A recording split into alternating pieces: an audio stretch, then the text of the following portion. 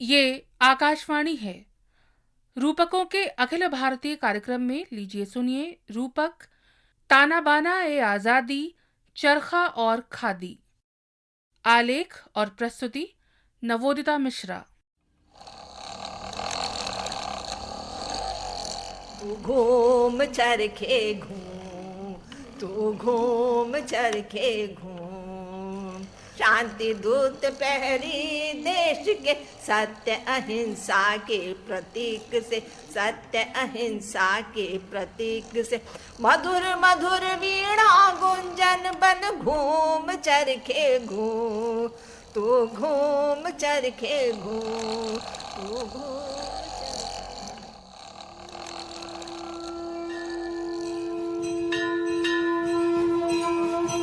हरिः ॐ तन्तु तन्वं रजसो भानुमान्विः ज्योतिष्मतः पयः धिया कृतान् अनुल्बणं वयतजो गुवामपो मनुर्भवदैव्यं जनं हरिः ॐ।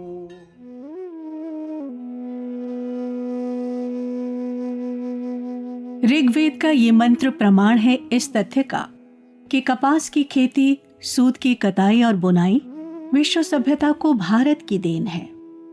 वैदिक काल के वस्त्रम से लेकर आधुनिक भारत में महात्मा गांधी के विचार वस्त्र खादी तक और आज के समय में खादी के एक फैशन स्टेटमेंट बनने तक एक सिलसिला है जो आत्मनिर्भरता और आत्मविश्वास के धागों से बनता चला आ रहा है। खादी जिसके धागों में बुनी हुई है आजादी की अनगिनत कहानियां। खादी की उत्पत्ति और उसका विकास एक वैचारिकी से जुड़ा हुआ है।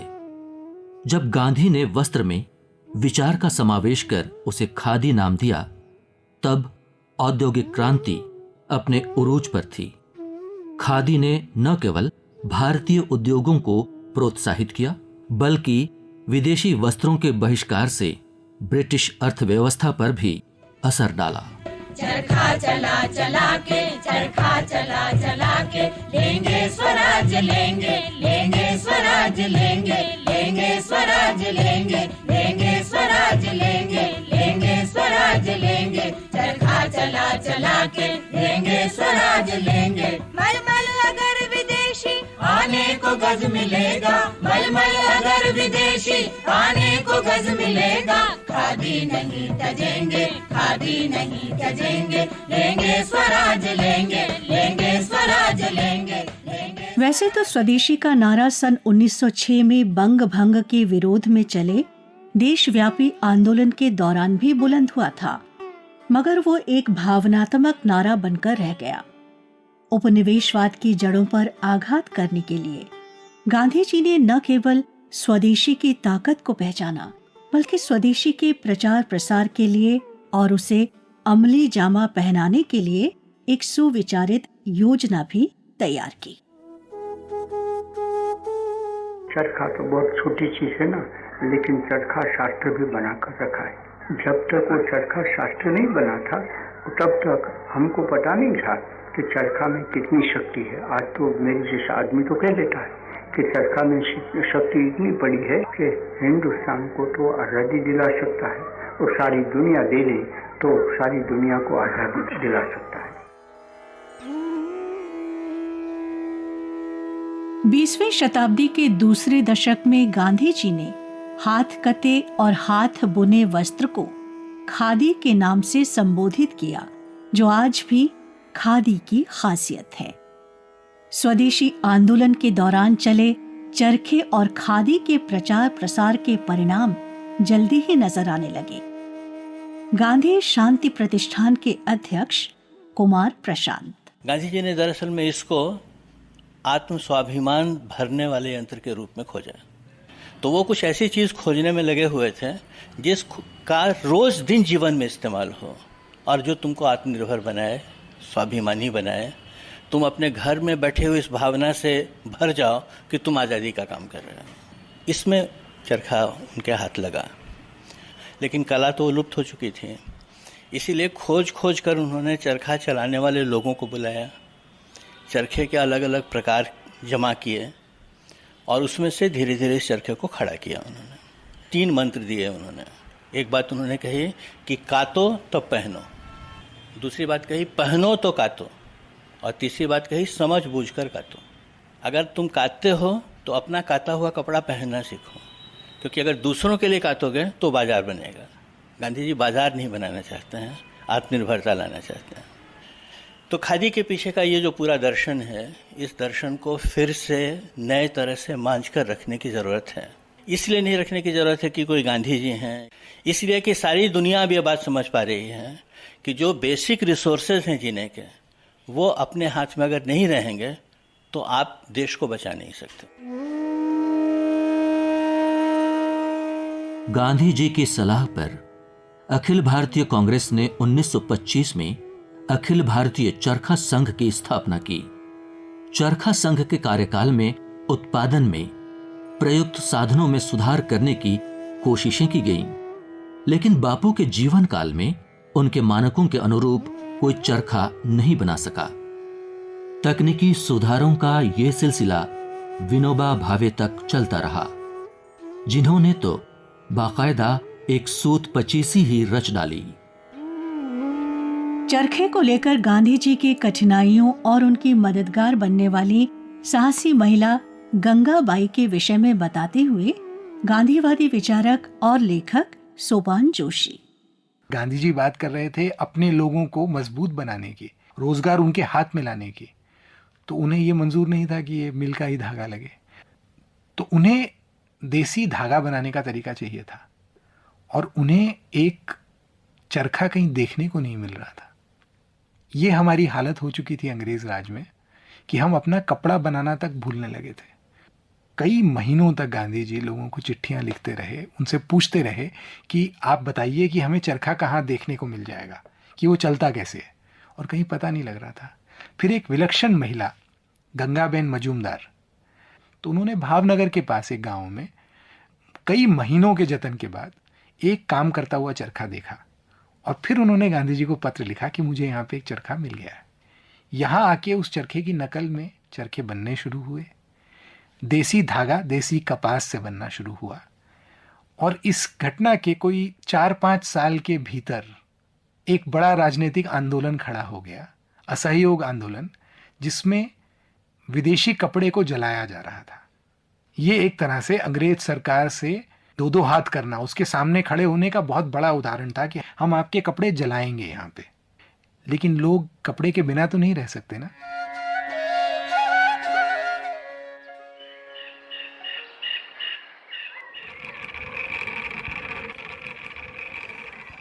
गंगाबेन, मुझे तुम्हारी मदद चाहिए।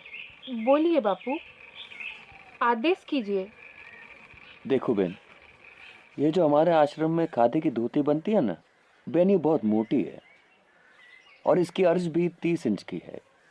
हाँ, सो तो है बापू, छोटी तो पड़ती है ये धोती। अब कहा है तो मदद तो करनी पड़ेगी ना।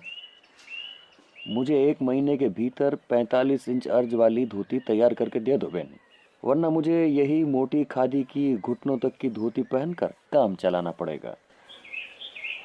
ठीक है बापू, है तो मुश्किल काम, मगर अब आपने कुछ कहा है तो करना ही पड़ेगा।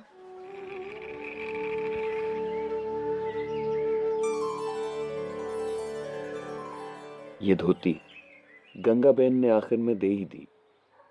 अपना दुख मैंने उनके सामने रखा, और दमयंती जिस प्रकार नल की खोज में भटकी थी, उसी तरह लगन से उन्होंने चरखे ढूंढ मेरा बोझ हल्का किया। पंडित जवाहरलाल नेहरू के अनुसार तो खादी हिंदुस्तान की आजादी की पोशाक है। वर्ष 1958 में हैदराबाद में एक प्रदर्शनी में नेहरू कहते हैं, सन 31 में मैं यहाँ हैदराबाद आया था और एक खादी भंडार का यहाँ उस वक्त शुरू करने की कार्रवाई हुई थी। 27 बरस हुए इसी से आप समझ लेंगी कि मैं कितना पुराना आदमी हूँ। वो जो 27 बरस हुए एक सिलसिला शुरू हुआ था, उसने कितनी तरक्की की उसको मैंने आज आके देखा, और देखकर मुझे खुशी हुई, क्योंकि हमारे सामने मुल्क में तरह तरह के पेंच हैं और हम तलाश करते हैं, टटोलते हैं किस तरह से उन सवालों का हल करें और किस तरह से मुल्क की तरक्की हो। और मुल्क की तरक्की के माने एक बहुत ज़रूरी ये है कि लोगों को जो तकलीफ़ में है उनकी तकलीफ़ दूर हो और वो खुद अपना इंतज़ाम कर सके। खादी अपनी अवधारणा में ही विचार की वस्तु है, न कि व्यापार की। खादी अपने ग्राहकों को अपना परिवार मानती है। संस्थाएं न्यासिता के दर्शन पर काम करती हैं। सुनते हैं गांधी हिंदुस्तानी साहित्य सभा सन्निधि की कुसुमबेन को। 1973 में मैं अहमदाबाद गई थी। काका साहेब साबरमती आश्रम में 8 दिन के लिए गए थे। तो उस समय मैं गई थी तो कृष्णराज भाई गांधी और प्रभुदास भाई गांधी, 2 भाई खादी का काम करने वाले, तो उन्होंने काका साहेब को कहा, काका साहेब हमें खादी की बहुत चिंता है। तो मैं साथ बैठी थी तो मुझे लगता, काका साहेब आप नहीं कर सकते तो हम आपके शिष्य हैं, हम करेंगे खादी का काम। फिर मैं दिल्ली आई। फिर यहाँ पार्टीशन के बाद जो बाबा लाल सिंह जी खादी भक्त सियालकोट में काम करते थे और विनिमय पद्धति से स्कूल चलाते थे, ये करते थे वगैरह सूद के बदले में, तो उसमें मैंने देखा था। तो हमारा विनिमय पद्धति से खादी काम चलता है। घर बैठे चरखा चलाते हैं और या सूत लाकर उसके बदले में हम कपड़े देते हैं, दालें देते हैं, जरूरी चीजें देते हैं।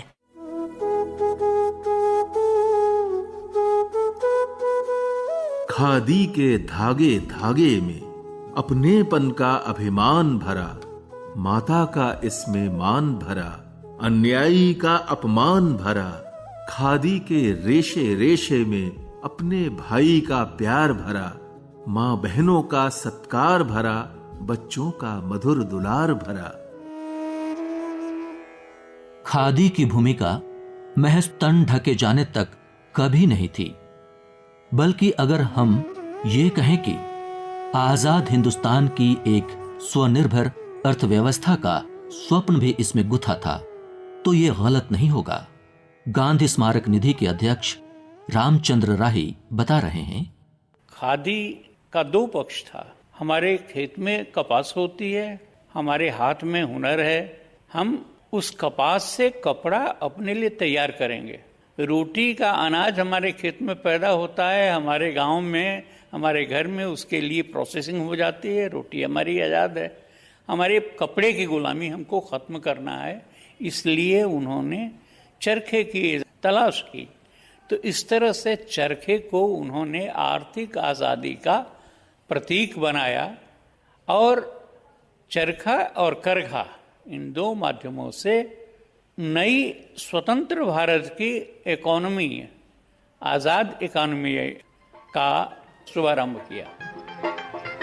ए चरखे दिया तुम्मा पहिया, ए चरखे दिया तुम्मा पहिया, काबुल के कश्मीर चरखा किस कड़िया मेरी। ये भी एक पहलू है कि आजादी के बाद के लगभग 70 वर्षों में खादी स्व प्रेरणा का उद्यम नहीं बल्कि सरकारी उपक्रम बनकर रह गई।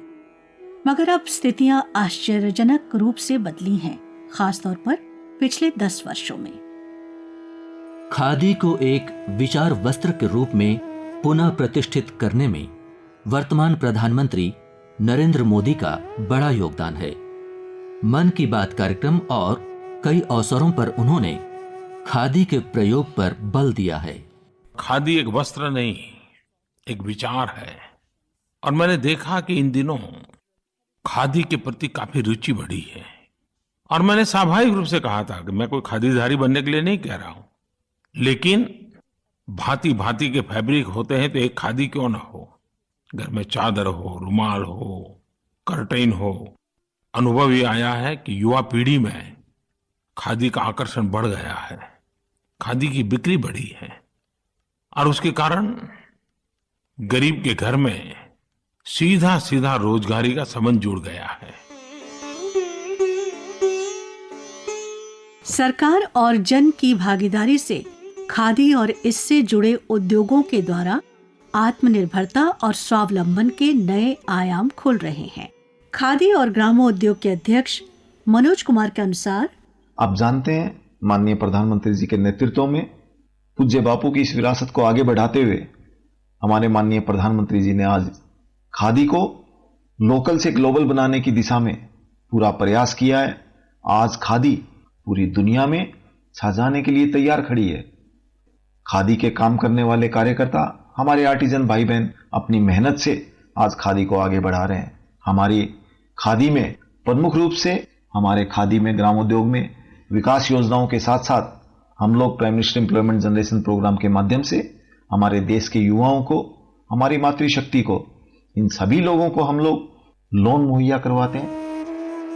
अंतर्राष्ट्रीय स्तर पर खादी की पहचान और मजबूत करने के प्रयासों के बारे में मनोज कुमार कहते हैं, G20 भारत मंडपम से राजघाट तक की इस यात्रा के दौरान माननीय प्रधानमंत्री जी ने किस तरह हमारी गरीब की खादी को विश्व नेताओं के गले में संवाहन किया। तो यह उदाहरण सबसे बड़ा है कि माननीय प्रधानमंत्री जी ने एक झटके में किस तरह से खादी को लोकल से ग्लोबल बना दिया। आज खादी पूरे विश्व की एक डिमांड के रूप में, बाजार के रूप में उभर कर सामने आ रहा है। आने वाले समय में खादी वोकल के साथ साथ, खादी लोकल के साथ साथ खादी ग्लोबल भी बनने जा रहा है। इस बदलती हुई तस्वीर में अब युवाओं की भागीदारी भी हो रही है। ऐसा इसलिए कि अब खादी एक स्टाइल स्टेटमेंट बनता जा रहा है। देश विदेश में इसकी मांग फैशन परस्त कर रहे हैं और साथ ही अलग अलग तरीकों से लोगों की भागीदारी भी बढ़ती जा रही है। फैशन डिजाइनिंग की छात्रा और एक फैशन एंटरप्रेन्योर पटना की कृतिका कुमारी। खादी एक ट्रेडिशनल इंडियन फैब्रिक है जिसकी बुनाई कॉटन, सिल्क और यहाँ तक कि उल के साथ भी की जाती है, जिसे चरखा की सहायता से ही बनाई जाती है, जिसमें ज़्यादातर यानी कहें कि 70% महिलाएं शामिल हैं। खादी बहुत ही वर्सेटाइल फैब्रिक है जो कि विंटर में गर्मी और समर में ठंडा का एहसास दिलाती है, तो इसे किसी भी वेदर में इजीली कैरी किया जा सकता है। यह नेचुरल हैंडलूम फैब्रिक है, इको फ्रेंडली है, सस्टेनेबल है, बायोडिग्रेडेबल है। यह लो कार्बन फुटप्रिंट भी है जो कि हमारे पर्यावरण के लिए बहुत अच्छा है। और खादी जो है स्लो फैशन मूवमेंट का भी सिंबल है। हाई क्वालिटी क्लोथिंग के लिए भी हम खादी का बड़े स्तर पर उपयोग कर सकते हैं क्योंकि यह काफ़ी कंफर्टेबल होता है, सॉफ्ट, लाइट वेट, ब्रेदेबल है, ड्यूरेबल है। ट्रेडिशनल वियर और वेस्टर्न वियर दोनों में ही हम इसका ज़्यादा से ज़्यादा उपयोग कर सकते हैं। इसलिए मेरे ख्याल से अब खादी फैब्रिक जो है सिर्फ फैब्रिक ऑफ फ्रीडम तक सीमित नहीं होना चाहिए, अब इसे फैब्रिक ऑफ फैशन बनना चाहिए। खादी को लेकर कई प्रयोग करने वाली फैशन डिजाइनर सुनैना सुनेजा। मेरे लिए तो सबसे महत्वपूर्ण सब्जेक्ट यही है क्योंकि मैंने काम ही शुरू किया था as a designer. So it was very fortunate कि एक डिज़ाइनर को एक फैब्रिक मिला और वो उसी के साथ मैं जुड़ गई। क्यों खादी? एक तो मेरे को चरखा बहुत पसंद है और फिर इसके साथ जो जुड़ी हुई है हमारी हिस्ट्री, आज़ादी तो आई गई ना इसमें। सो इस तरीके से ये कॉन्सेप्ट आया मेरे को। वस्त्र मंत्रालय द्वारा शुरू की गई सोलर चरखा स्कीम के भी उत्साहजनक परिणाम सामने आ रहे हैं, खास तौर पर महिला स्वावलंबन के क्षेत्र में। फैशन के क्षेत्र में खादी की महत्ता को देखते हुए ही भारत सरकार के MSME और निफ्ट यानी national institute for fashion technology के संयुक्त प्रयास के रूप में centre of excellence for khadi स्थापित किया गया है। प्रोफेसर डॉक्टर सुधा ढींगरा, डीन एकेडमिक्स, निफ्ट, बता रही हैं। ये जो सेंटर है, centre for excellence for khadi, ये मिनिस्ट्री ऑफ एमएसएमई ने 2021 में हमें बनाने के लिए कहा था, जो हम हब एंड स्पोक मॉडल में रन करते हैं। सो दिल्ली में इसका मेन ऑफिस है और 4 और जगह पे इसके स्पोक्स हैं। ये स्पोक्स हैं बेंगलुरु, गांधीनगर, कोलकाता और शिलोंग, ताकि हम यहाँ की खादी संस्थाओं के साथ काम कर सकें। इस सेंटर का मेन उद्देश्य ये था, इनको सेटअप करने का ये उद्देश्य था कि कैसे हम खादी को यंगर लोगों के लिए अट्रैक्टिव बना सकें, कैसे हम ऐसे तरीके के डिज़ाइन बनाएं जो आज के लोग पहनना चाहते हैं। 2022 में हमने फैशन शोज के थ्रू इन जो नए डिज़ाइन करे हुए कपड़े थे, साड़ियाँ थी, शॉल्स थी, इन सब चीज़ों को दिखाना शुरू करा। उसको हमने एग्जीबिशंस में लगाया, उस पर हमें बहुत अच्छा रिस्पॉन्स मिला। पिछले 2-2.5 साल में हमने खादी पे बहुत तरीके का काम किया है, क्योंकि निफ्ट है तो हम फैशन स्कूल के अंदर हैं। जो बच्चों को हमें लगता था हमेशा कि इनको बहुत कुछ पता है, लेकिन जब हमने ये सेंटर शुरू किया और हमारे पास बच्चे आने लगे, निफ्ट के ही स्टूडेंट्स आने लगे, कि खादी और हैंडलूम कैसे अलग है। सबसे पहले तो उनको बताना कि खादी जो है hand spun, hand woven textile है। फिर हमने यहाँ पे टाइम टू टाइम हमने हैंड स्पिनिंग की वर्कशॉप करी, धागा काटने की, चरखा चलाने की। साथ साथ में हमने ये भी बताना शुरू किया कि कैसे खादी ज्यादा सस्टेनेबल है, और साथ में हमने ये भी देखा कि खादी इंटरनेशनल ग्लोबल मार्केट में बहुत इंपॉर्टेंट हो गई, क्योंकि वो सस्टेनेबल है, कार्बन न्यूट्रल है। और अगर आप खादी खुद यूज करेंगे तो आपको पता चलेगा कि खादी सर्दियों में गर्म होती है और गर्मियों में वही कपड़ा ठंडा लगता है। हमारे ही स्टूडेंट्स जो हमारे लिए फैशन शो में काम कर रहे थे, जब उन्होंने पहना तो उनको समझ आया कि ये कितनी कंफर्टेबल है, और वो पूछने लगे ये कपड़े कब बिकेंगे, हम कब खरीदेंगे। एंड एक तरफ जरूर है कि वो महात्मा गांधी की पॉलिसी की उन्होंने सबको इकट्ठा करने के लिए खादी को भी इस्तेमाल किया, एज अ टूल। तो मुझे लगता है कि हमारे सेंटर ने खादी को फैशनेबल भी बना दिया है, और हम इंस्टाग्राम और इन सब के थ्रू भी खादी के बारे में बात करते हैं। उसमें नेक्स्ट स्टेप यही है कि हम कैसे इसको मार्केटिंग शुरू करेंगे। जीनी जीनी जीनी जीनी बीनी चदरिया, बीनी चदरिया, काहे के ताना काहे के बरनी, काहे के ताना काहे के बरनी, कौन तार से बीनी चदरिया। खादी से वस्त्र निर्माण की नई तकनीकों और डिजाइनों पर लगातार काम हो रहा है, ताकि इसके उत्पादन और लोकप्रियता और बढ़े। Nargis Zaidi, head apparels, centre of excellence for khadi. ये सेंटर इसलिए बनाया गया था कि हम खादी के थोड़ा एक्सपेरिमेंट करें ना। तो पुराने लोग एक तरीके का खादी जानते थे जो थोड़ा सा, कहना नहीं चाहिए, थोड़ा बोरिंग लगता था लोगों को। तो ये खादी एक नया नरेटिव हम कहना चाहेंगे कि नए ज़माने का नया खादी कैसा होगा, उस पर हम काम कर रहे हैं। तो जिस पे हमारा सबसे ज़्यादा टारगेट युवा है।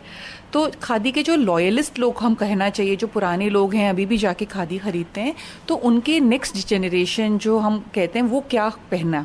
तो हमने इसका पूरा सर्वे किया कि आजकल की जनरेशन क्या पहनना चाहती है। तो वो कॉम्प्रोमाइज़ नहीं करना चाहते स्टाइल पे। तो हमारा फोकस यहाँ पे बहुत अपैरल्स डिज़ाइन करते वक्त ये रहता है कि उनको वो लोग स्टाइल पे कॉम्प्रोमाइज़ ना करें। तो खादी में हमने कलर्स में एक्सपेरिमेंट करा, ब्राइट कलर्स करे, नए ऐसे कपड़े बनाए जो युवा पीढ़ी को समझ में आते हैं, जैसे जैकेट्स, शर्ट्स, स्कर्ट्स। सो हमने सिल्हूट्स में बहुत एक्सपेरिमेंट कराए है। और हमने खादी में जैसे नए नए एक्सपेरिमेंट, जैसे कि हमने कलेक्शन बनाया स्वधा, जो वेलनेस वेयर कहते हैं हम। तो उसमें हम नेचुरल डाइज यूज़ करते हैं, और वो स्वधा जो कलेक्शन है आप योगा वगैरह करने में, वॉक करने में ईजी कपड़े हैं, वो पहन सकते हैं हम ऐसा। तो हमारी कोशिश ये रहती है कि इसको नेक्स्ट जनरेशन ऑन जनरेशन कैसे खादी फैशनेबल बने और बिना स्टाइल को कॉम्प्रोमाइज़ करे, हम उस पर हम काम कर रहे हैं। खादी की विशेषता इसका प्रकृति के अनुकूल होना, इसकी सरलता और इसके टिकाऊपन में है। Sunanda Dawar, textile head, centre of excellence for khadi. Khadi की कुछ विशेष चीज़ें होती हैं जो हम नज़रअंदाज कर देते हैं। जैसे कि हाथ का कटा हुआ जो कपड़ा होता है वो हमेशा ज़्यादा सॉफ्ट होता है, तो चाहे आप उसे अपने परिधानों में यूज़ करें, चाहे आप उसे अपने घर की साज सज्जा में यूज़ करें या बच्चों के लिए यूज़ करें। बंगाल में जाएंगे तो थोड़ा पतला खादी मिलता है, यूपी की तरफ आएंगे तो थोड़ा खद्दर जैसा खादी होता है, और आप साउथ इंडिया की तरफ जाएंगे तो इन दोनों के बीच का जो एक काउंट होता है खादी का वो मिलता है। और खादी सिर्फ कॉटन नहीं होता, वो सिल्क भी होता है, वूल भी होता है। और इसका स्पेशलाइजेशन ये होता है कि आप इसे सर्दी में भी कॉटन को पहन सकते हैं और गर्मी में भी पहन सकते हैं।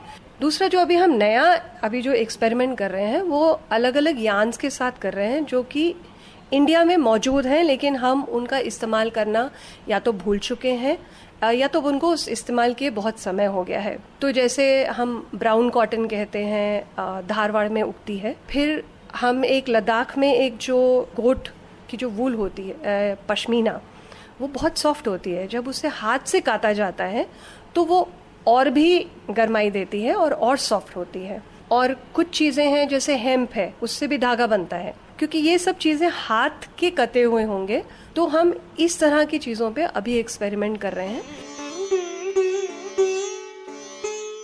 खादी आज भी प्रासंगिक है, बल्कि ये कहना ज्यादा सही है कि आज इसकी प्रासंगिकता के नए आयाम सामने आ रहे हैं।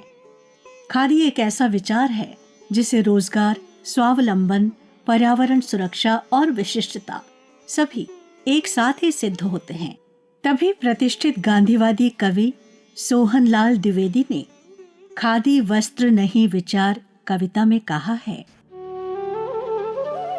खादी अहिंस्र हथियार, न इसको वस्त्र कहो। खादी स्वदेश एवं स्ववेश की, गंगा यमुना जलधारा। खादी करुणा और प्रेम का, नूतन संगम स्थल प्यारा। खादी गांवों तक सुख सुविधा ले जाने वाली श्रमधारा। खादी नर में नारायण का अति पावन भाव जगाती है। खादी दरिद्र नारायण की सेवा का पाठ पढ़ाती है। खादी पवित्रता का प्रतीक है, करुण भाव उपजाती है। खादी जन जन के प्रति मानव में प्रेम भाव उमड़ाती है।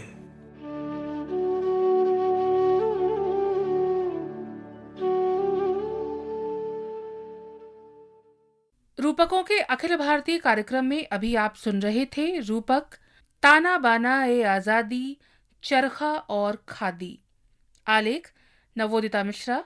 वाचन स्वर सुजाता रथ और कमल किशोर बराइक। कवितांश स्वर राजीव कुमार शुक्ल। चरखा और चरखा गीत इंदुबेन। प्रस्तुति सहयोग शिवाली। प्रस्तुति सहायक नीरज सोनी। प्रस्तुतकर्ता नवोदिता मिश्रा। केंद्रीय हिंदी रूपक एकांश द्वारा तैयार ये कार्यक्रम आकाशवाणी के दिल्ली केंद्र से प्रसारित किया गया।